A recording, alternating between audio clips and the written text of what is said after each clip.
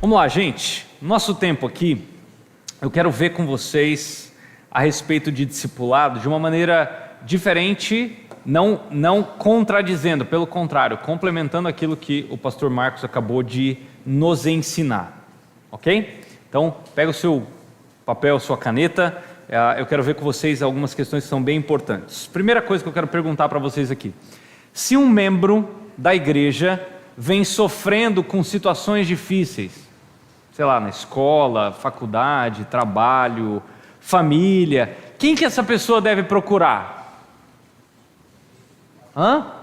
Geralmente é quem? É o pastor. Qual é que é o sotaque aqui? É meio pastor, é isso? É, um chiado assim, é o pastor. É a resposta mais comum, né? O cuidado dos membros, né? O crescimento espiritual é responsabilidade do pastor, não é dos membros, afinal ele é pago para isso. Não é geralmente essa a resposta que a gente tem na nossa cabeça?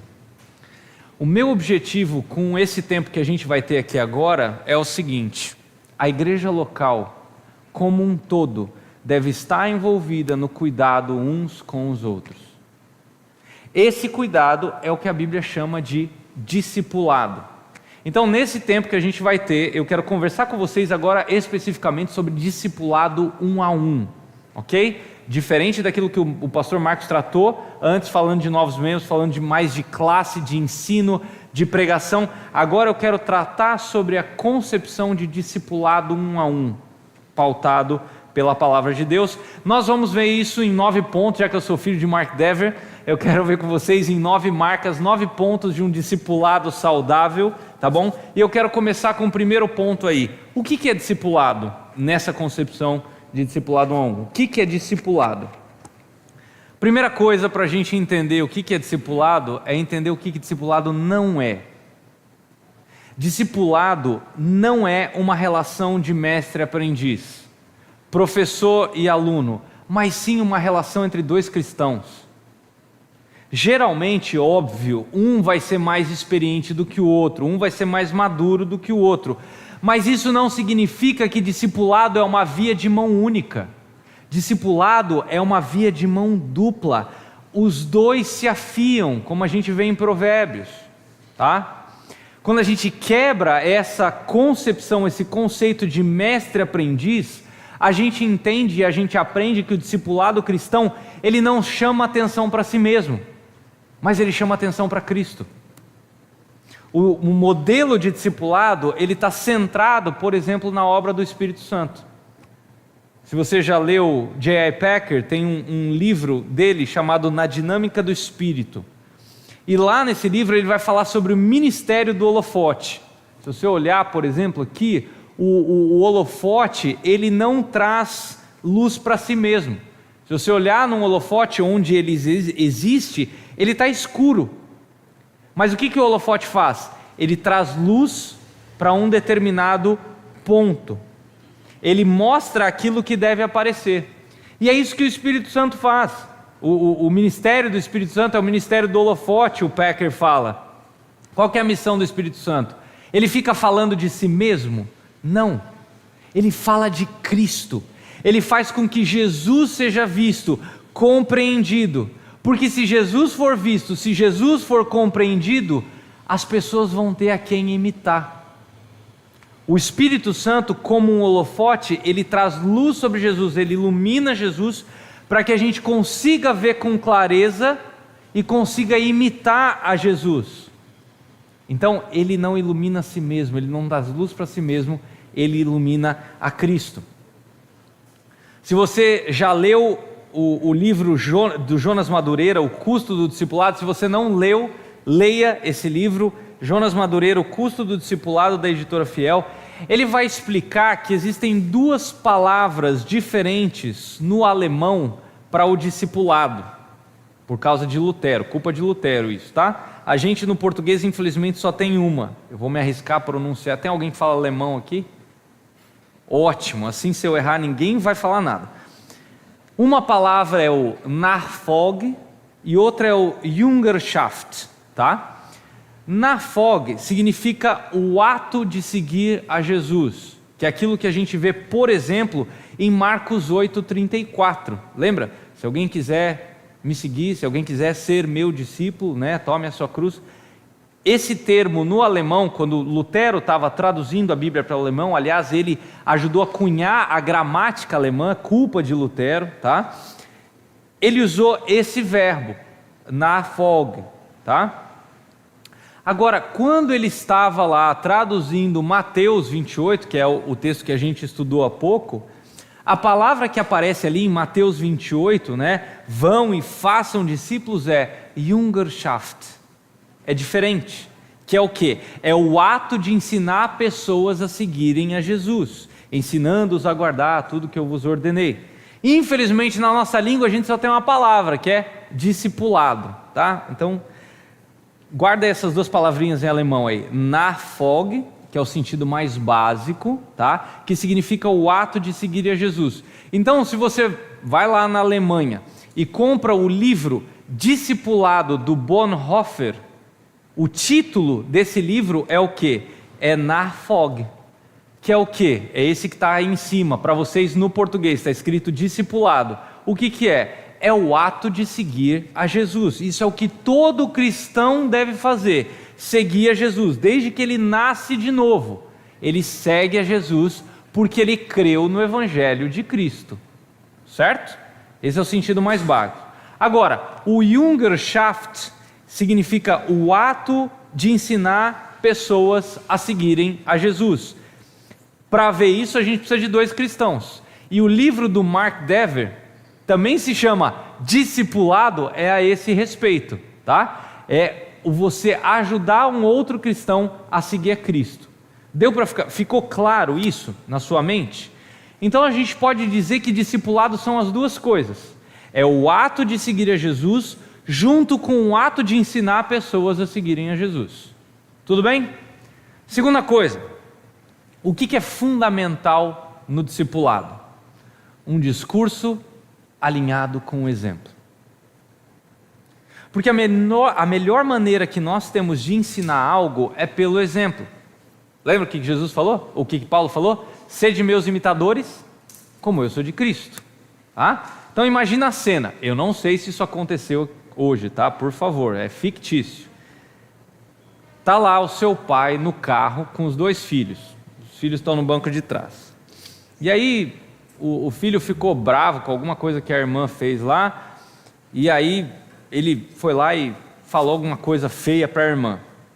Aí o pai, dirigindo, fala assim: filho, você não pode ficar bravo, você não pode ficar irritado com a sua irmã só porque ela fez algo que você não gostou. O que esse pai fez? Ele acabou de transmitir conhecimento, conteúdo, certo? Tudo bem com isso, está tudo ótimo. Qual que é o problema? 3 minutos depois, no trânsito abençoado de ontem à noite, que eu experimentei aqui já, tem um filho de Jezabel que fecha esse homem no trânsito. E aí, em vez dele proferir alguma bênção sobre a vida desse homem, o que ele faz? Ele abaixa o vidro e xinga a 13ª geração daquele cidadão. Qual o problema com essa cena? O exemplo. Se o pai fala para o filho que ele não pode ficar bravo com alguma coisa que a sua irmã fez, mas em seguida ele não cumpre isso xingando a pessoa que o fechou no trânsito, esse pai está ensinando cinismo para o filho. E é exatamente isso que esse filho vai reproduzir, apenas o discurso. Ele sabe o certo, mas ele não pratica o certo. E infelizmente, gente, o mundo está cheio disso. Mas não só o mundo. As nossas igrejas estão cheias disso. Às vezes nós usamos tantas máscaras, que quando a gente se esquece uma dessas máscaras em casa, você chega na igreja, a pessoa até assusta. Porque muitas vezes nós falamos, mas não agimos de acordo com o nosso discurso. E esse é um outro motivo pelo qual falar assim: vamos agora então implementar um sistema de discipulado na igreja, vamos contratar um pastor de discipulado focado no ensino. Não funciona. Como se não houvesse relação do ensino do discipulado com o ato de seguir a Jesus. Se o ato de seguir a Jesus, da imitação de Jesus, não for real, a gente não vai produzir discipulado autêntico no meio da igreja. Se o ato de seguir a Jesus, da imitação de Jesus, não for real, nós não vamos produzir um discipulado autêntico. Mas aí a gente vai reproduzir apenas uma compreensão, um entendimento do que significa seguir a Jesus. A imitação, ela é fundamental nessa compreensão sobre o que é fundamental ao discipulado. Vocês lembram, os mais velhos vão lembrar aqui, lembra daquelas pegadinhas que tinham antes? Nos anos 90. E aí uma dessas pegadinhas era a pegadinha do Sombra. Lembra disso? Estava lá a pessoa andando no shopping, e aí de repente entravam umas 3, 4 atrás dela e começavam a imitar tudo que essa pessoa fazia. Era cômico, era engraçado. Agora, qual que é o interessante? A última pessoa da fila, ela não enxergava diretamente essa primeira, certo? Mas ela fazia tudo igual. Por quê? Porque ela copiava a pessoa da frente, que copiava a pessoa da frente, que copiava a pessoa da frente, que copiava o original. Essa é a ideia.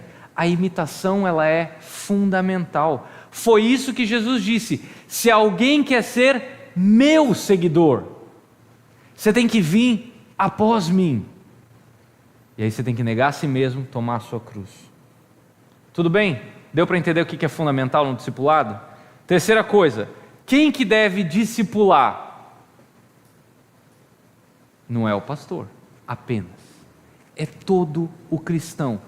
Todo aquele que nasceu de novo tem que discipular. A gente tem que se empenhar, falando das igrejas aqui representadas, de sermos igrejas que discipulam uns aos outros à luz da Escritura.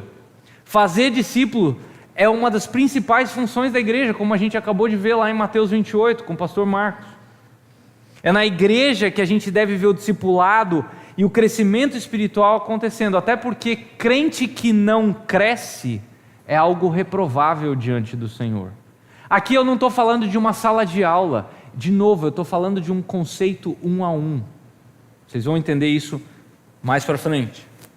Eu quero argumentar com você que é dentro do contexto da igreja local que discipulado deve acontecer. Da onde que eu tiro essa ideia? Para você que está anotando aí, existem vários lugares no Novo Testamento. Se você olhar, por exemplo, para João 13, lá os versículos 34 e 35, lembra dessa passagem? João 13, 34 e 35. Eu lhes dou um novo mandamento, que vocês amem o quê? Olha a expressãozinha aí. Uns aos outros. Se você vai para Romanos, vamos lá, vamos ver se você é rápido de Bíblia aí. Romanos 12. Então, amar uns aos outros. Romanos 12, 10. Vai replicar a mesma ideia. Ele começa assim: amem uns aos outros com amor fraternal. Olha o capítulo 13 de Romanos, versículo 18. Desculpa, 13, 8. Não fiquem devendo nada a ninguém, exceto o amor de uns para com os outros. Romanos 15. Olha o versículo 7. Portanto, acolham uns aos outros.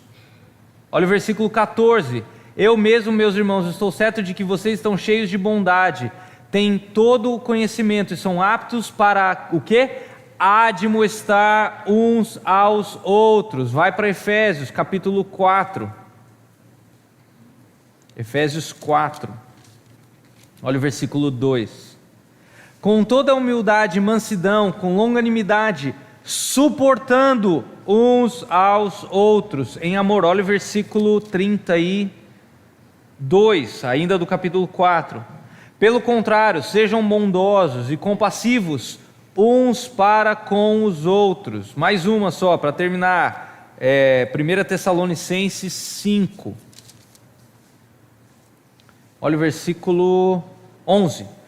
Portanto, consolem uns aos outros e, mesma concepção, edifiquem-se mutuamente. Tem outras passagens, tá? Eu só estou dando alguns exemplos. Esses versículos aqui são dirigidos a cristãos, para que eles amem uns aos outros, para que eles honrem uns aos outros, para que eles aceitem uns aos outros, sejam pacientes, gentis, compassivos, perdoadores, instruindo uns aos outros. Ficou claro? Cristãos têm a obrigação, você entendeu essa palavra? Obrigação de cuidar uns dos outros. Essa ideia de cada um no seu quadrado, isso é do inferno dentro da igreja. Nós temos uma obrigação bíblica de cuidar uns dos outros. Se você é um cristão, se importar e cuidar de outros cristãos não é uma opção. Tinha um rapaz que frequentava, de início, né, ele começou a frequentar a igreja da qual eu era membro, e ele fazia um negócio muito interessante. Era jovem, ele ficava só enquanto tinha um momento de música. A hora que começava a pregação, ele ia embora. Ele era frequentador, ainda não era membro. Algumas pessoas começaram a notar isso, e aí eles começaram a abordá-lo na saída da igreja, cumprimentaram ele, começaram a querer conhecê-lo, convidaram ele para almoçar, para tomar um café, e alguns anos depois, ele começou a entender a concepção bíblica do que é a igreja. Ele eventualmente, aí começou a participar do culto inteiro, foi recebido como membro, e depois de um tempo ele soltou uma frase muito interessante. Ele falou assim: nessa igreja é quase impossível ser um cristão anônimo. E, gente, isso está completamente certo, e isso é muito bom. Uma igreja envolvida em discipulado, ela se importa uns com os outros. Qual que é o desejo de Deus para nós em relação ao nosso próximo? Que nós amemos como Ele nos amou. Então, o ato de ensinar pessoas a seguir Jesus é um ato de amor ao seu próximo. Por isso que todo cristão tem que estar envolvido em discipulado. Tudo bem? Quarta coisa, qual que é o conteúdo do discipulado? Leandro, eu não faço ideia de por onde eu começar. Simples, o Evangelho. O discipulado, ele vai refletir na pregação do Evangelho. Quer ver? Vá a uma igreja onde existe uma cultura de discipulado. Eu vou explicar o que é cultura de discipulado mais para frente, ou como criar uma. Você vai conversar com novos cristãos, e você vai pedir, como eu falei ontem, pedir para eles explicarem o Evangelho. Eles não vão gaguejar, não vai ser um negócio difícil para eles, eles vão falar, vai estar na boca deles. Porque é algo que eles cultivam naturalmente.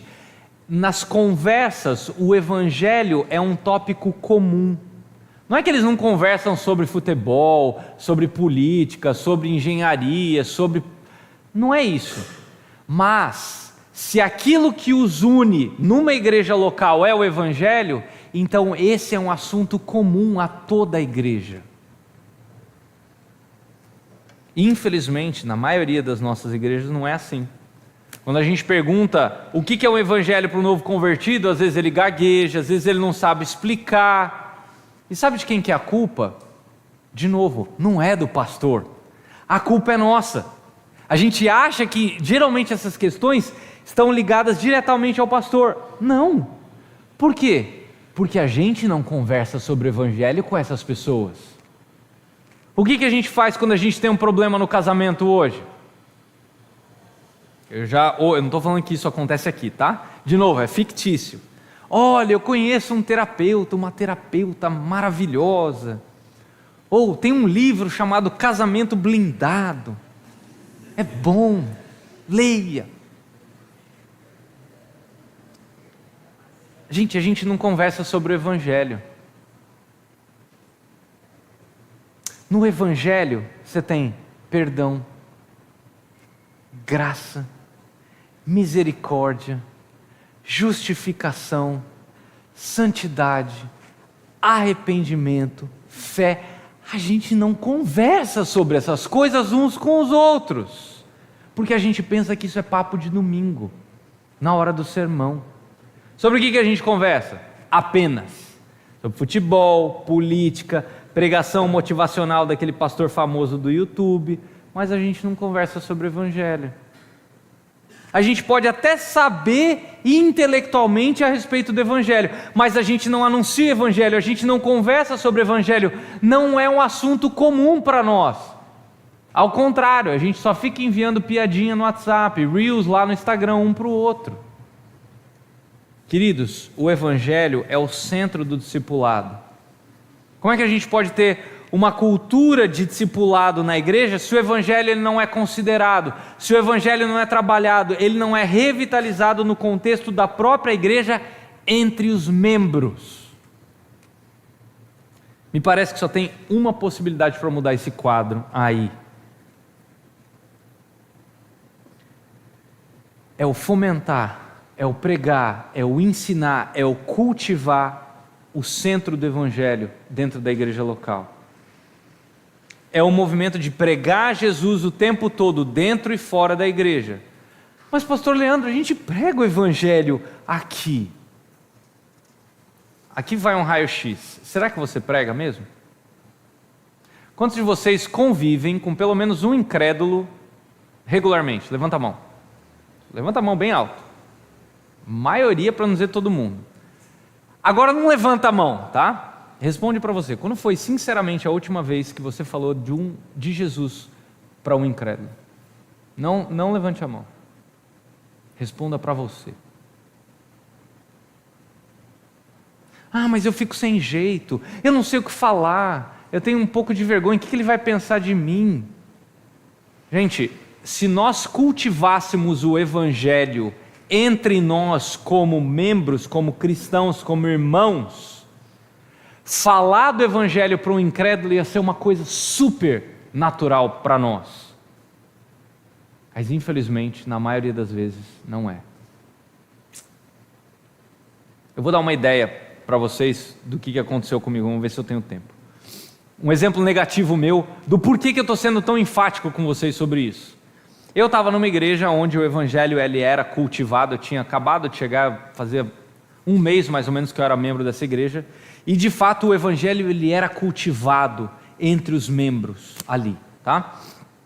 Aí a gente foi pegar um Uber, um jovem que estava fazendo faculdade lá, e a gente foi pegar um Uber para ir para o supermercado. Eu estava sem carro na época ainda, e a gente rachou um Uber lá para ir no mercado. Aí eu entrei no carro e vi todos aqueles símbolos que me remetiam a um muçulmano. Aí eu já comecei a pensar, pastor, já formado, fazendo mestrado, estou aqui e tal, eu preciso pregar o Evangelho, na minha cabeça, eu preciso pregar o Evangelho, né? Imagina, eu preciso dar um exemplo para esse jovem aqui. Minha cabeça eu estava formulando toda a minha questão. Em menos de 20 segundos, aquele jovem começou a pregar o Evangelho para aquele motorista. Eu não estou brincando, 20 segundos. Sabe por quê? Porque o Evangelho corria na veia daquele jovem. Ele conversava com outros jovens da igreja e ele cultivava o Evangelho nas suas conversas. Porque aquilo era comum dentro da igreja. Outro motivo pelo qual o Evangelho não é muito familiar a nós é porque a gente diminui o que é o Evangelho. A gente pensa que o Evangelho, como disse Paul Washer, né, são aqueles 5 minutos que a gente ouviu quando a gente era incrédulo, aquela mensagem de salvação. A gente acha que Evangelho é aquilo. E aí agora que a gente é crente, que a gente nasceu de novo, você fala, não, agora eu preciso ir para as coisas mais elementares da teologia. Agora eu preciso estudar pneumatologia, escatologia. O Evangelho é para quem está começando na fé. Gente, sem menosprezar as outras matérias da sistemática, todas elas estão contidas no Evangelho. Absolutamente todas elas.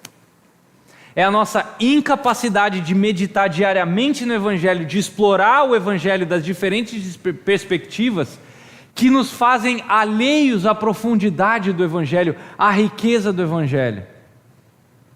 Toda a pregação do Evangelho depende de olhar para Jesus, e essa é a dieta do discipulado. Essa é a mensagem do discipulado. Se você nasceu de novo, você está apto para isso. Quinta coisa, discipulado é confrontação pelo Evangelho.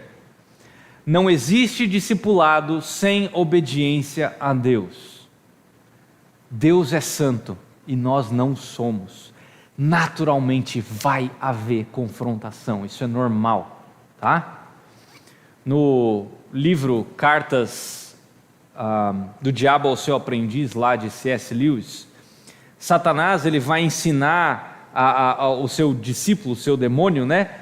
Dizendo o seguinte: olha, você tem que ocupar a mente do cristão com tudo, menos com o Evangelho. Se o cristão tirar os olhos do Evangelho, ele vai focar na sua zona de conforto, e aí automaticamente ele vai estar preso jogando para o nosso time. Não tem nada mais aprisionante para o ser humano do que o conforto. O Evangelho, ele não é esse conforto que o mundo prega, ele é esse confronto que a Escritura prega. Lutero disse isso, que o Evangelho na sua pureza gera confronto. Por isso que o maior interessado na ausência do discipulado na igreja é o inimigo da igreja, que é o próprio Satanás. Um dos grandes pilares de uma igreja biblicamente saudável está na capacidade de confrontar homens e mulheres na obediência de Jesus, que é o início da disciplina, que foi o que o pastor Marcos falou, que é um dos pilares da igreja, remetendo aqui aos reformadores. Eu não estou dizendo que o discipulado é apenas confrontação, ele também vai trazer consolo. Lembra o que Jesus falou? O meu fardo é suave, o meu jugo é leve. Apenas lembrando o fato de que Deus é santo e nós não somos, e o discipulado visa com que nós sejamos mais parecidos com Cristo, ok? Tranquilo? Sexta coisa, discipulado leva tempo. Cultura do discipulado, como eu já falei, leva anos, exige paciência. Contrário a esses movimentos explosivos aí que conseguem reunir muita gente dentro de um local, dentro de igrejas por aí, tá? A cultura do discipulado é um movimento lento. Com quantos Jesus começou?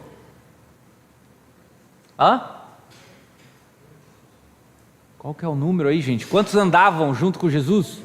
12, tá bom. Se você olha lá em Lucas 6, abre aí comigo, Lucas 6.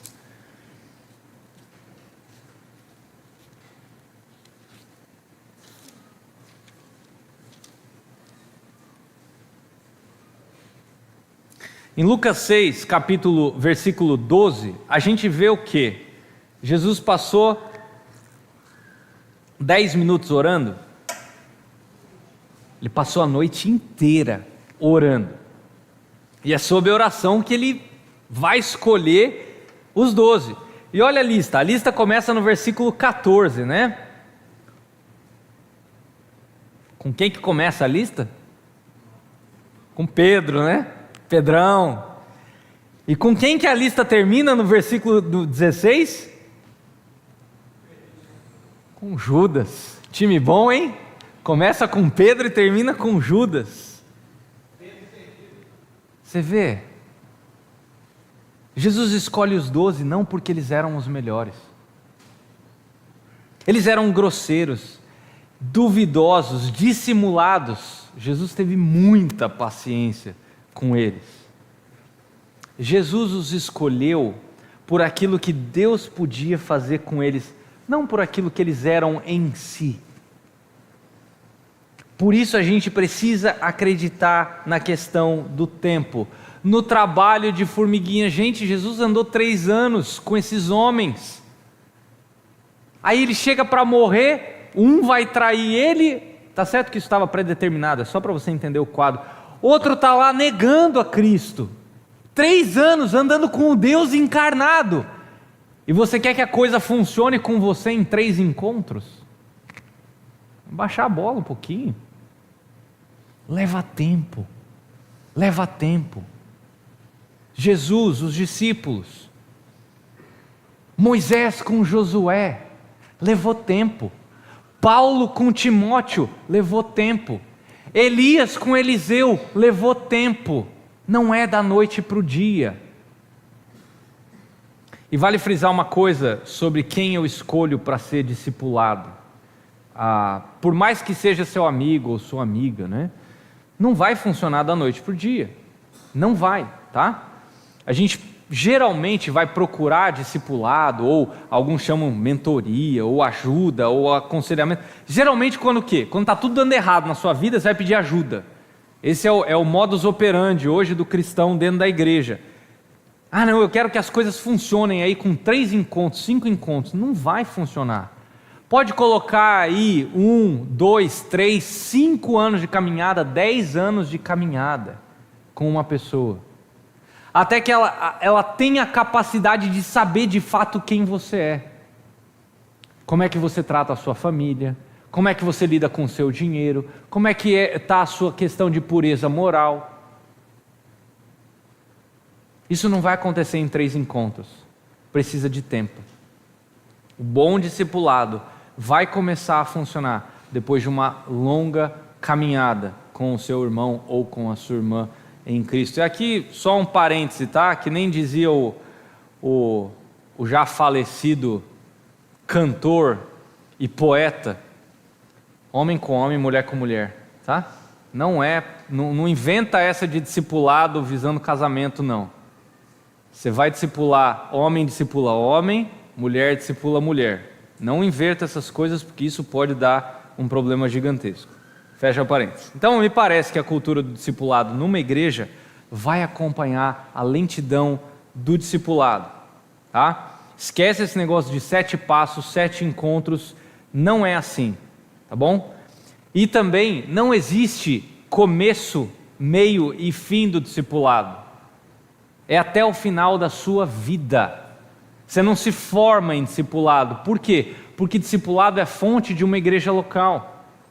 Onde não tem discipulado, não tem seguidores de Jesus. De novo, discipulados são pessoas que seguem a Jesus, ensinando outras pessoas a seguirem a Jesus com o seu exemplo. E isso leva tempo e é para sempre, até o dia de nós nos encontrarmos com o nosso Senhor. Tudo bem? 7ª coisa. Estamos chegando no fim. O que é uma cultura de discipulado? Eu estou usando essa expressão, talvez você esteja ainda, não entendi e tal. O que é isso? Cultura de discipulado é quando os membros de uma igreja não precisam dar permissão para amar uns aos outros. Eles promovem bem espiritual na vida uns dos outros, sem precisar de permissão. Seja para você incentivar, seja para você admoestar, seja para você confrontar. Você não precisa, o que será que esse irmão vai pensar se eu falar aquilo que eu percebi ele falando lá fora na igreja? Ele não tem que pensar nada. Se você deseja promover o bem, não é pegar no pé, é o bem na vida dessa pessoa, em Cristo você tem a obrigação de exortar esse irmão, desejando o bem. Não é ser chato, não é ser polícia na vida dessa pessoa, ficar andando atrás para ver os errinhos que essa pessoa está cometendo. Não é para ser mesquinho, é para você visar o bem, lembrar você mesmo de que você é capaz de cair nesse erro. Lembra de Gálatas 6, versículo 1? Cuidado, você também que exorta, para que você não caia no mesmo erro. Essa cultura de discipulado, ela não é um programa, é mais o DNA da igreja local, a maneira como a gente vive, como a gente se relaciona. Num sentido mais básico, é isso que significa ser cristão vivendo junto, a caminho da eternidade. Qual que é o grande problema? Que a gente vive numa cultura que é totalmente antidiscipulado, ainda que repleta de programas de discipulado. Por quê? Porque hoje em dia você cuida da sua vida, eu cuido da minha. É isso que o mundo prega e isso entra dentro da igreja. Você viu a ousadia dela? Olha o que ela falou para mim. Espera aí. Se ela teve a coragem de vir falar isso para mim, primeiro que ela se arriscou, né? Puxa, por que ela se arriscou? Nossa, ela tem um interesse na minha vida. Ela quis me mostrar que talvez eu esteja errado e eu preciso mudar. A nossa concepção tem que ser diferente. Agora, isso, de novo, não vai mudar uma igreja da noite para o dia. Mudança de cultura, pode estudar aí os grandes líderes aí que escrevem sobre corporações, sobre mudança de cultura em organizações, não é uma coisa que vai acontecer da noite para o dia. Por isso que não adianta chegar para o pastor hoje e falar assim: pastor, a partir de agora vamos implantar um programa de discipulado na igreja e achar que isso vai resolver. Não. É uma concepção que tem que entrar na cabeça de cada um. E essa cultura precisar ser fomentada, e isso vai levar tempo.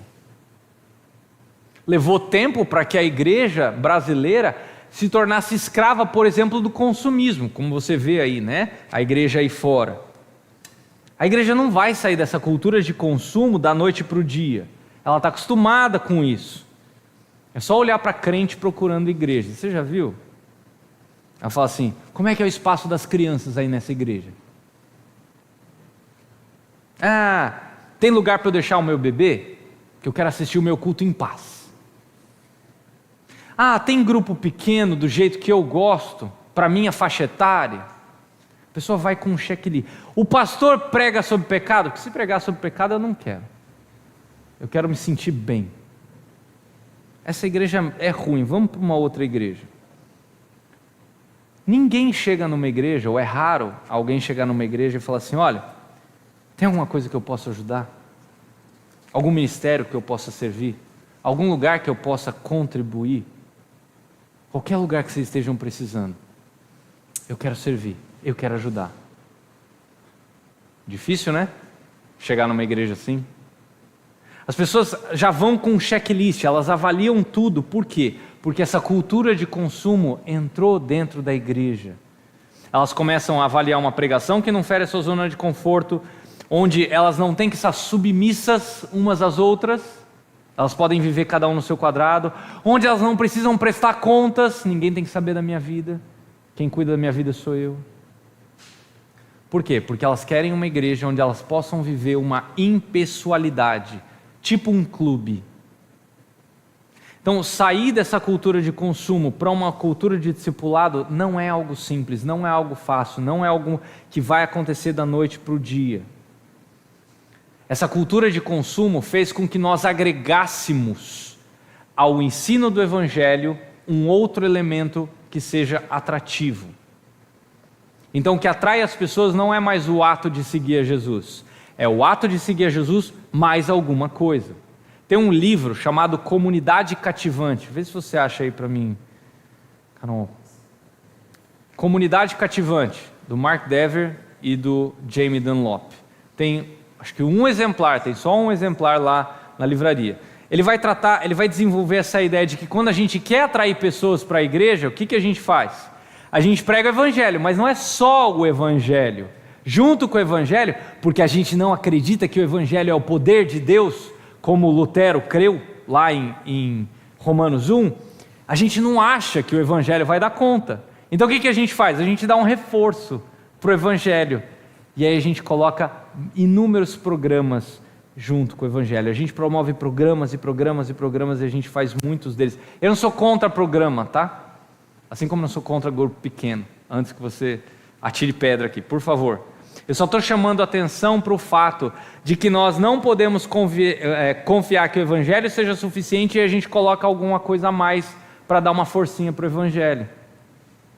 Esse livro do Dever e do Dunlop, ele nos desafia a pensar que Deus um dia vai nos perguntar não quantas pessoas nós reunimos, mas por que as pessoas se reuniram na igreja. Foi por causa de Jesus?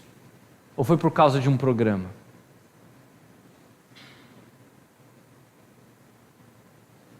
Ele vai querer saber o motivo pelo qual as pessoas se reuniram. E será que a gente vai poder responder um dia para Deus que essas pessoas se reuniram apenas por causa do Evangelho e da sua palavra? Esse é o ponto. Mudança de cultura de consumo para cultura de discipulado envolve credulidade, vai envolver fé. E, gente, eu estou falando do meu coração.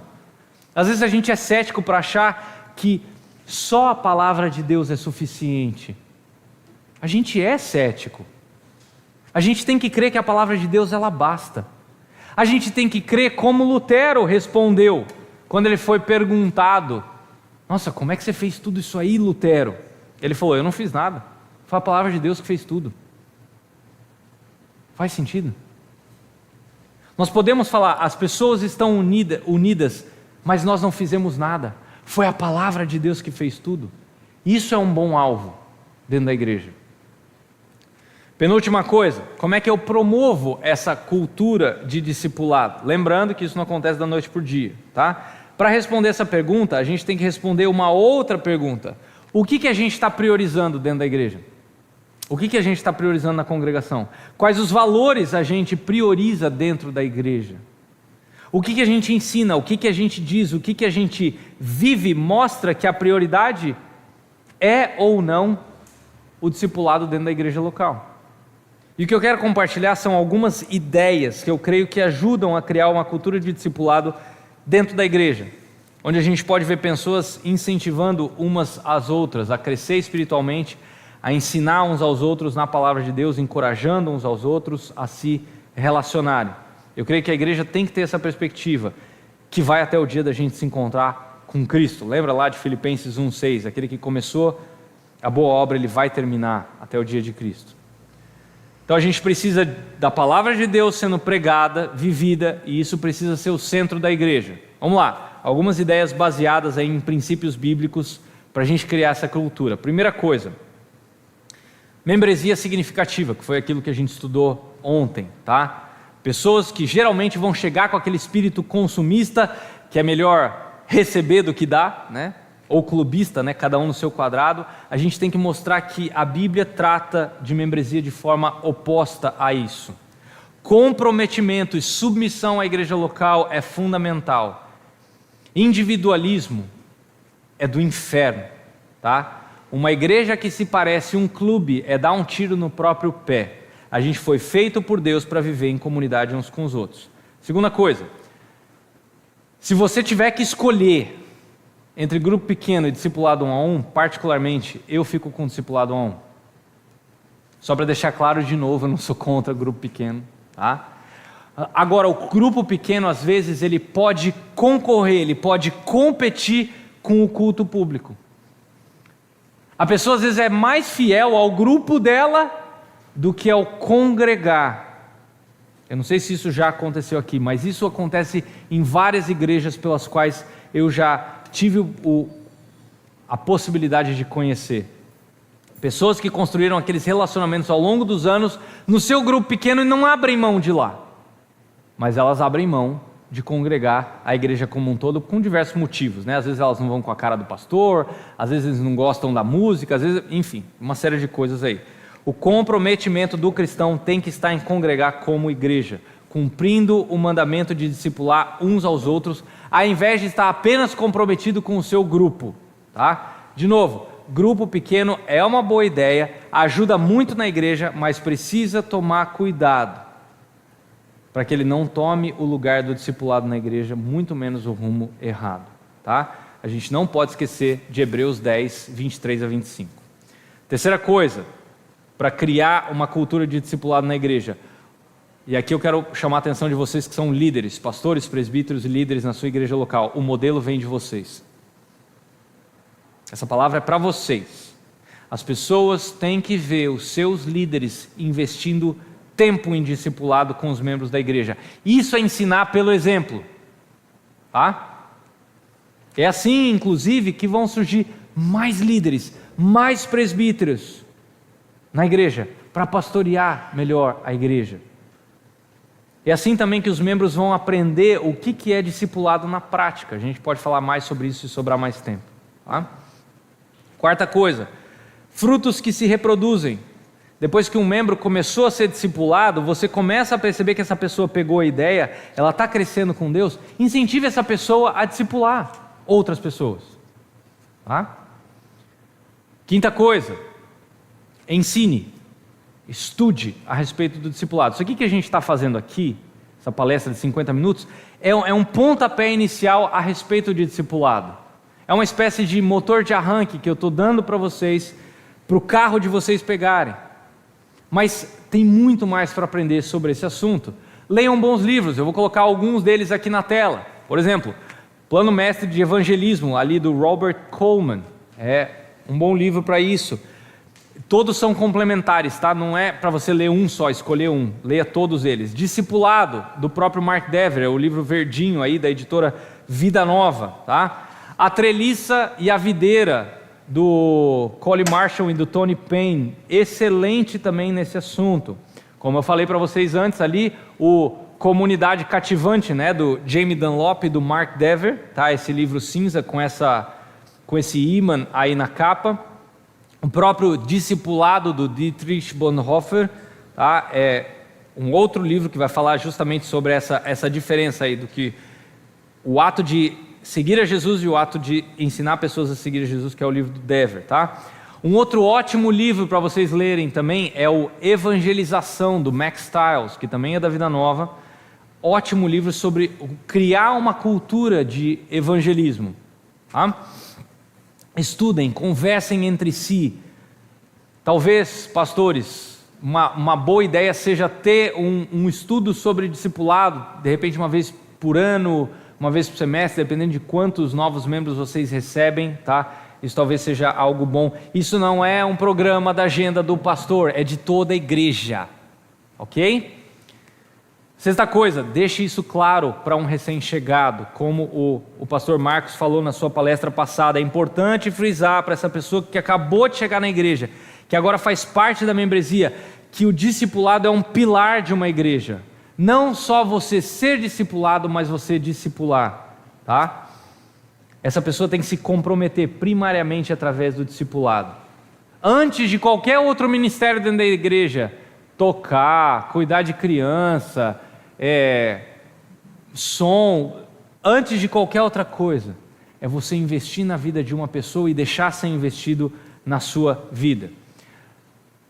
Sétima coisa, use o grupo pequeno como ponte para o seu discipulado on. É no grupo pequeno que você tem mais afinidade? Legal.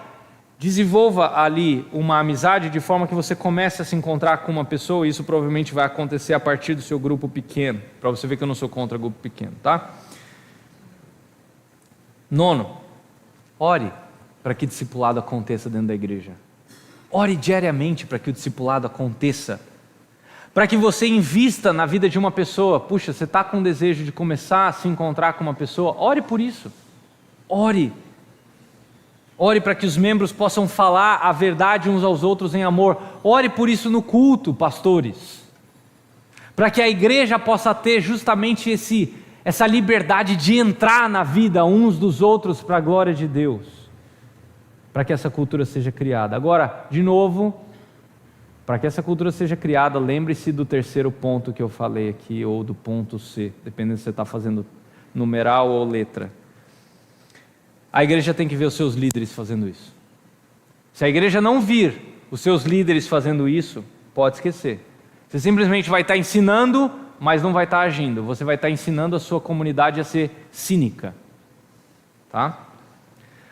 Último ponto, e eu vou encerrar com isso, de alguns obstáculos para o discipulado. Por que a maioria das pessoas foge em relação a obedecer esse mandamento de Jesus de discipular uns aos outros? Primeira coisa, eu sou muito ocupado.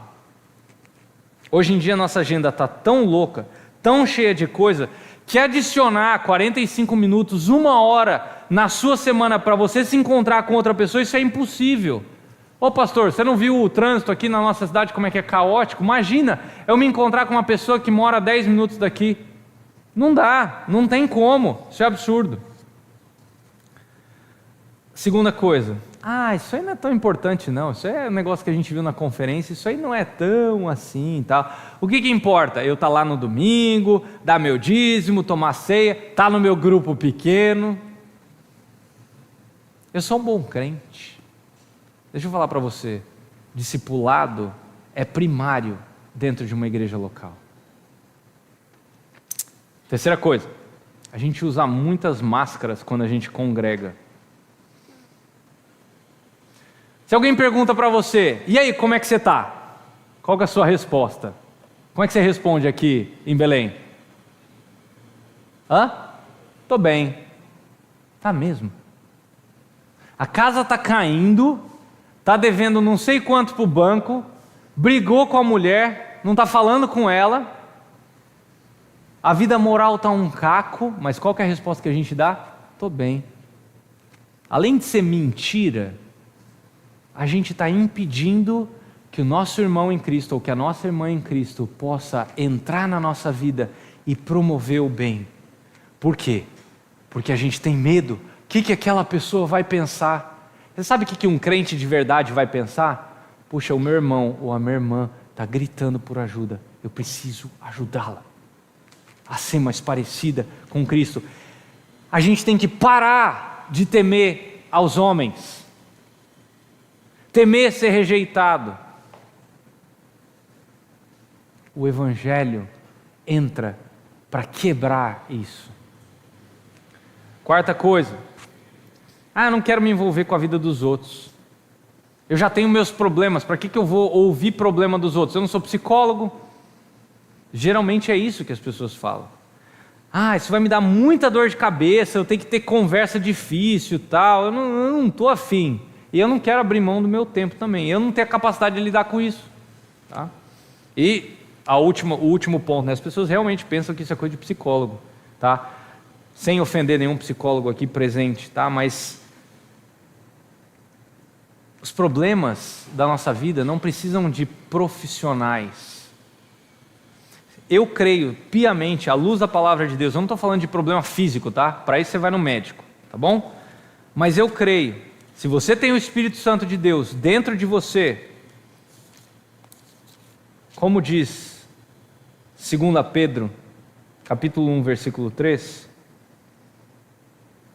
desculpa, 1 Pedro, capítulo 1, versículo 3, peraí.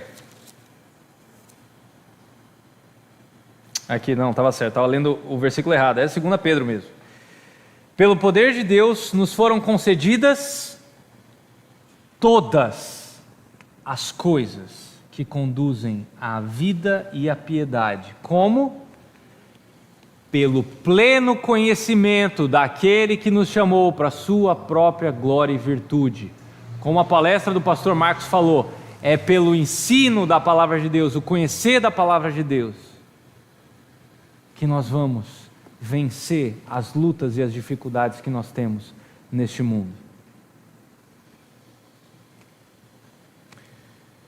O que é discipulado? O que é fundamental no discipulado? Quem deve discipular? Qual que é o conteúdo do discipulado? Discipulado é confrontação pelo Evangelho, discipulado leva tempo, o que é uma cultura de discipulado, como promover uma cultura de discipulado e quais são alguns obstáculos para o discipulado. Foi isso que a gente tratou aqui.